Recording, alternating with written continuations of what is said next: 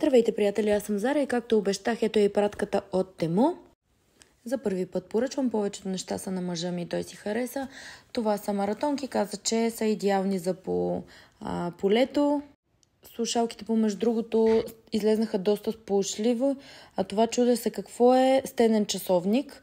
За малката една рокличка, избягвам да взимам от такива сайтове като цяло, така че за това съм взела само едно нещо. Тениска. Помежду другото съм доста по-доволна от Тему, отколкото от Шейн поръчката. Там ми бяха харесали само от тениските и тази тениска е страхотна. До тук, каквото пипнах, всичко е много добро качество и това комплектче е страхотно за тези пари.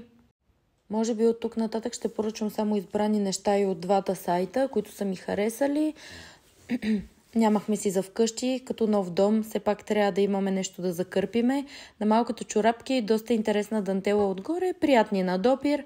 На мъжа ми съответно още една блуза за фитнес, на малката едно страхотно комплектче. Помежду другото е хубава материя. Както казах, съм по-очарована от Тему, отколкото от Шейн. Ето и долнище, пак за тренировки някакво. Още едно такова, горнище и долнище. Приятни материи.